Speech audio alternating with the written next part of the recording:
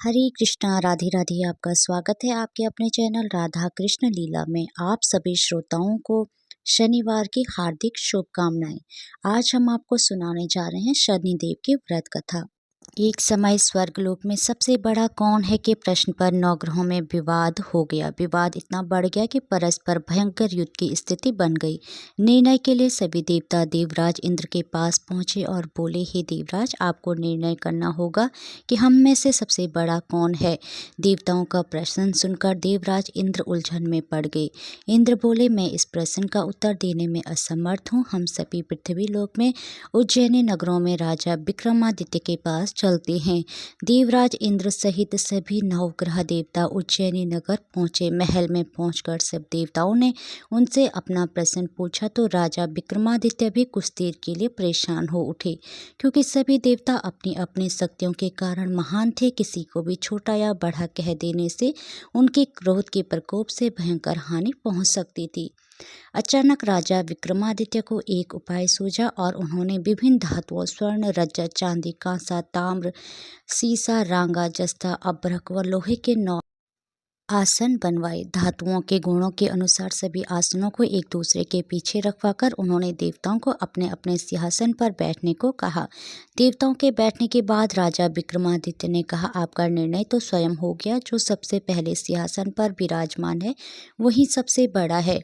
राजा विक्रमादित्य के निर्णय को सुनकर शनि देवता ने सबसे पीछे आसन पर बैठने के कारण अपने को छोटा जानकर क्रोधित होकर कहा, राजा विक्रमादित्य, तुमने मुझे सबसे पीछे बिठाकर मेरा अपमान किया है। तुम मेरी शक्तियों से परिचित नहीं हो।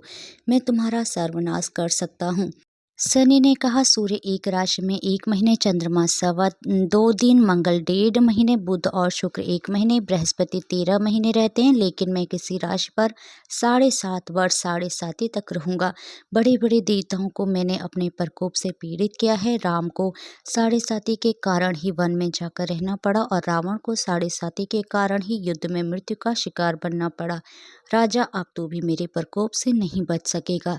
इसके बाद अन्य ग्रहों के देवता तो प्रसन्नता के साथ चले गए, परंतु शनिदेव बड़े क्रोध के साथ वहां से विदा हुए। राजा विक्रमादित्य पहले की तरह ही न्याय करते रहे। उनके राज्य में सभी स्त्री पुरुष बहुत आनंद से जीवन व्यापन कर रहे थे। कुछ दिन ऐसे ही बीत गए। उधर शनि देवता अपने अपमान को भूले नहीं थे। विक्रमादित्य से बदला लेने के लिए एक दिन शनिदेव ने घोड़े के व्यापारी का रूप धारण किया और बहुत से घोड़ों के साथ उज्जैनी नगरी पहुंचे।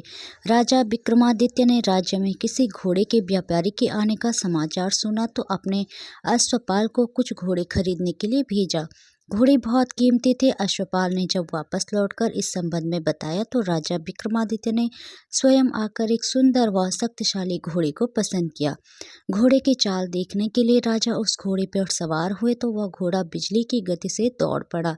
तेजी से दौड़ता घोड़ा राजा को दूर एक जंगल में ले गया और फिर राजा को वहां गिराकर जंगल में कहीं गायब हो गया। राजा अपने नगर को लौटने के लिए जंगल में भटकने लगा, लेकिन उन्हें लौटने का कोई रास्ता नहीं मिला। राजा को भूख प्यास लग आई। बहुत घूमने पर उसे एक चरवाहा मिला।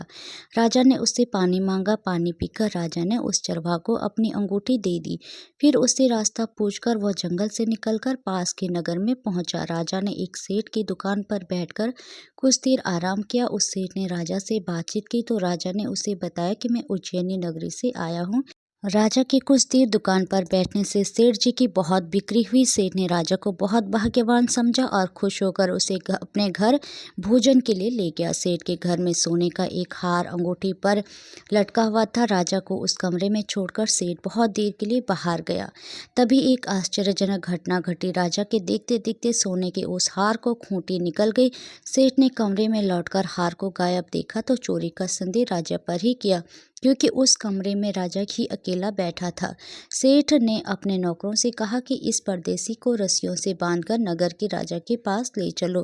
राजा ने विक्रमादित्य से हार के बारे में पूछा तो उसने बताया कि उसके देखते ही देखते खूंटी ने हार को निगल लिया था।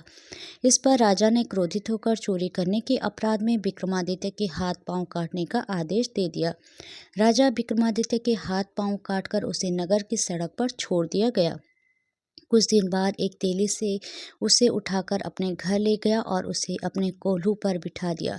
राजा आवाज देकर बैलों को हाँकता रहता। इस तरह तेली का बैल चलता रहा। और राजा को भोजन मिलता रहा। शनि के प्रकोप की 7.5 पूरे होने पर वर्षा ऋतु आरंभ हुई। राजा विक्रमादित्य एक रात मेघ मल्हार गा रहा था कि तभी नगर की राजा की लड़की राजकुमारी मोहिनी रथ पर सवार उस तेली के घर के पास से गुजरी। उसने मेघ मल्हार सुना तो उसे बहुत अच्छा लगा और दासी को भेजकर गाने वाले को बुला लाने को कहा। दासी ने लौटकर राजकुमारी को अपंग राजा के बारे में सब कुछ बता दिया। राजकुमारी उसके मेघ मल्हार से बहुत मोहित हुई। अंत उसने सब कुछ जानकर भी अपंग राजा से विवाह करने का निश्चय कर लिया।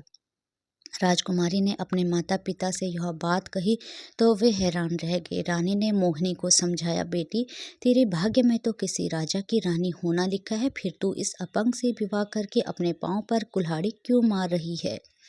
राजकुमारी ने अपनी जिद नहीं छोड़ी। अपनी जिद पूरी कराने के लिए उसने भोजन करना छोड़ दिया और प्राण त्याग करने का निश्चय कर लिया। आखिर राजा रानी को विवश होकर अपंग विक्रमादित्य से राजकुमारी का विवाह करना पड़ा। विवाह के बाद राजा विक्रमादित्य और राजकुमारी तीली के घर में रहने लगे। उसी रात स्वप्न में शनिदेव ने राजा से कहा, राजा, तुमने मेरा प्रकोप देख लिया, मैंने तुम्हें अपने अपमान का दंड दिया है। राजा ने शनिदेव से क्षमा करने को कहा और प्रार्थना की, हे शनिदेव, आपने जितना दुख मुझे दिया है अन्य किसी को ना देना। शनिदेव ने कुछ सोचकर कहा, राजा, मैं तुम्हारी प्रार्थना स्वीकार करता हूँ। जो कोई स्त्री पुरुष मेरी पूजा करेगा, शनिवार को व्रत करके मेरी व्रत कथा सुनेगा, उस पर मेरी अनुकंपा बनी रहेगी। प्रातःकाल राजा विक्रमादित्य की नींद खुली तो अपने हाथ पांव देखकर राजा को बहुत खुशी हुई। उसने मन ही मन शनिदेव को प्रणाम किया। राजकुमारी भी राजा के हाथ पांव सही सलामत देखकर आश्चर्य में डूब गई। तब राजा विक्रमादित्य ने अपना परिचय देते हुए शनिदेव के प्रकोप की सारी कहानी सुनाई। सेठ को जब इस बात का पता चला तो दौड़ता हुआ तेली के घर पहुंचा और राजा के चरणों में गिरकर क्षमा मांगने लगा। राजा ने उसे क्षमा कर दिया क्योंकि यह सब तो शनिदेव के प्रकोप के कारण हुआ था। सेठ राजा को अपने घर ले गया और उसे भोजन कराया। भोजन करते समय वहां एक आश्चर्यजनक घटना घटी। सबके देखते देखते उस खूंटी ने हार उगल दिया। सेठ जी ने अपनी बेटी का विवाह भी राजा के साथ कर दिया और बहुत से स्वर्ण आभूषण, धन आदि देकर राजा को विदा किया। राजा विक्रमादित्य राजकुमारी मोहिनी और सेठ की बेटी के साथ उज्जैनी पहुंचे तो नगरवासियों ने हर्ष से उनका स्वागत किया। अगले दिन राजा विक्रमादित्य ने पूरे राज्य में घोषणा कराई कि शनिदेव सब देवों में सर्वश्रेष्ठ है। प्रत्येक स्त्री पुरुष शनिवार को उनका व्रत करे और व्रत कथा अवश्य सुने। राजा विक्रमादित्य की घोषणा से शनिदेव बहुत प्रसन्न हुए। शनिवार का व्रत करने और व्रत कथा सुनने के कारण सभी लोगों की मनोकामनाएं शनिदेव की अनुकंपा से पूरी होने लगी।